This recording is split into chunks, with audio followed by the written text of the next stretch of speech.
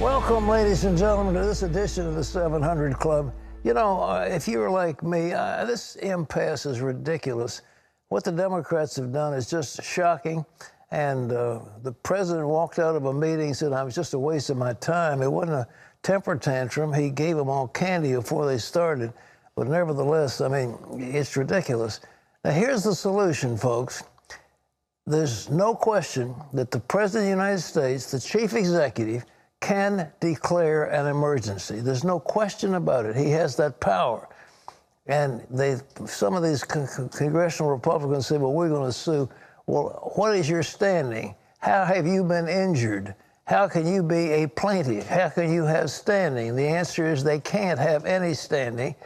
And any court that gets involved would be just breaking down the separation of powers that we have in our Constitution. So the president can declare a national emergency.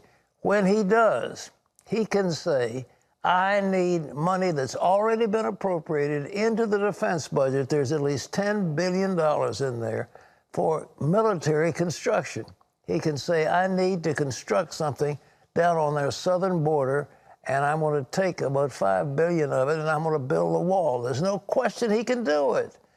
Now, you people, they'll blow and stutter and make all that noise, but they can't stop him.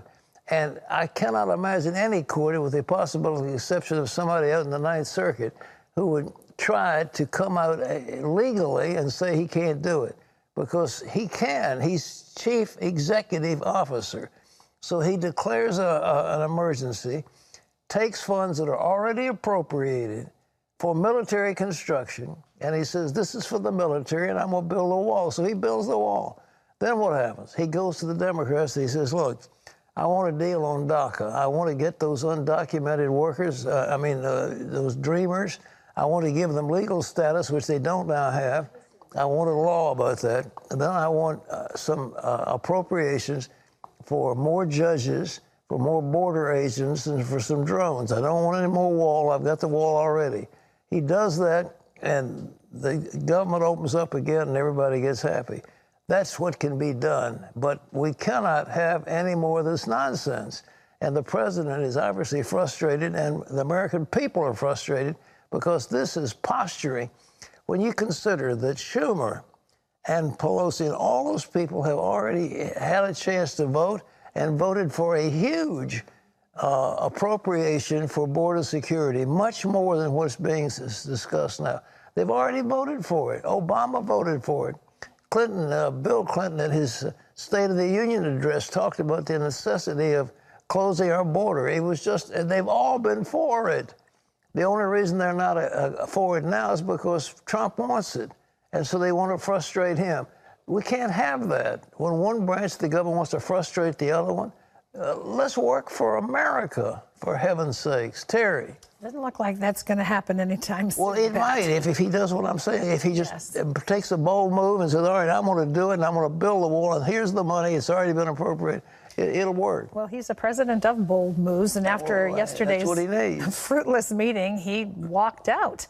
And it wasn't a temper tantrum. It was because it wasn't going anywhere. He called it a waste of time. Charlene Aaron reports. President Trump heads to the border today as the divide over funding for a barrier grows wider. A meeting between President Trump and Democratic lawmakers Wednesday over the government shutdown, now in its 20th day, lasted just minutes.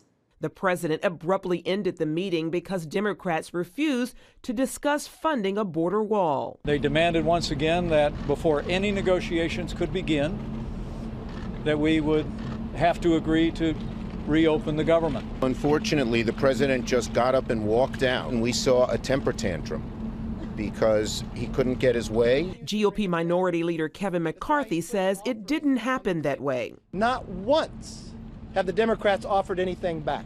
The way they have displayed and their behavior is embarrassing to me. And the way to come out to this floor and talk about a meeting in a manner that did not take place in there is disturbing to me. So I tell the Democrats, get back into the room. The president also met with congressional Republicans at the Capitol, urging them to stay unified. Some, like GOP Senator Lisa Murkowski, questioned the shutdown. But the president says GOP leaders are on the same page. I think we're going to win. Republicans are totally unified. Now, if you would ask the same question to the Democrats. This just one day after Trump spoke from the Oval Office, calling the southern border situation a humanitarian and security crisis. Wednesday, in a bill signing cracking down on human trafficking, Trump says securing the border is necessary to stopping it. We cannot defeat the menace of international human trafficking if we do not secure our border. Come Friday, federal employees won't be getting paychecks, but the president insists they still support him. These are terrific patriots. A lot of them agree with what I'm doing. A spokesman for the Federation of Government Employees countered the president's claim. We oppose being held hostage. Meanwhile, 8 House Republicans joined Democrats to pass a bill to keep the Treasury open so tax refund checks can continue. CBN News has learned Vice President Pence held a conference call with more than 200 faith leaders Wednesday in an attempt to rally support for the president's position on border security. White House administration sources say the vice president stressed the humanitarian angle as well as the drug crisis at the southern border. Charlene Aaron, CBN News. Well, the mayor of New York has gotten himself in a bit of a bind when he said, look, I think there ought to be free health care for everyone, whether they can afford it or not, whatever their status is, whether they're illegal aliens, whether they're longtime residents, whoever, and we're going to give them all free health care. Boy, oh boy, did he open himself. People from New Jersey would be flocking into New York City, and I imagine the president could load a few buses of immigrants and take them up to New York and say, you get free health care, go on to New York City, it's already guaranteed. Well, you talk about crazy, but what they're trying to do is set up a one-payer system where the government picks up the tab for everybody. It's socialism, and it won't work. The British have tried socialized medicine, and the health care is horrible. And we've got the best health care in the world, but it's got to be private. You cannot have the government health care. Look what happens in the Veterans Administration if you want to say this is an example of people who die waiting in line to get treatment. It's just horrible. We can't have it. Ephraim Graham has more. Pat, New York Mayor Bill de Blasio is taking fire for his plan to give free medical care to the uninsured, including 300,000 undocumented immigrants.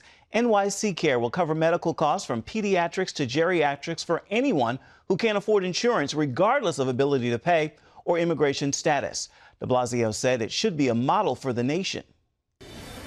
The solution, the ultimate solution, is single-payer health insurance for this whole country, or Medicare for all. That's the ideal. That's what we need. De Blasio estimates the cost at $100 million. One Republican state lawmaker says the mayor is using city funds like his personal ATM. She also said the mayor should lower property taxes on senior citizens forced to sell their homes rather than buy health care for people who are citizens of other countries. Attorney General nominee William Barr assured Republican senators he will not interfere with Robert Mueller's Russia investigation. Wednesday, Barr met with Senate Judiciary Chairman Lindsey Graham ahead of his confirmation hearing scheduled for next week. I asked Mr. Barr directly, do you think Mr. Mueller's on a witch hunt? He said no. Are you committed to making sure Mr. Mueller can finish his job? Yes. Graham also said Barr and Mueller are good friends of more than 20 years, and their wives attend a Bible study together. Deputy Attorney General Rod Rosenstein, who's overseeing the investigation, announced he's stepping down after Barr is confirmed. Some Democrats want Barr to recuse himself from the Mueller probe because of his previous statements criticizing the investigation. Pat? Well, this whole thing would never have happened if Rosenstein had been doing what he should have been doing. But he set the president up, brings in all these supporters of Hillary Clinton, puts them together in this Mueller probe, and they begin to go after this, that, and the other to find Russian interference. So far, they found no evidence of collusion, no evidence of Russian involvement, and they've been at it now for a long period of time. It's time to shut it down. But it's a good thing Ron Rosenstein is leaving, but if the previous Attorney General had not recused himself and turned that department over to Rosenstein, the president wouldn't be in the mess he's in now. But it's terrible to find he is in charge of the Justice Department, and yet people in the Justice Department are trying to unseat him and destroy his effectiveness. It's not a good thing, but I mean, I will shed no tear when Rosenstein leaves. Ephraim.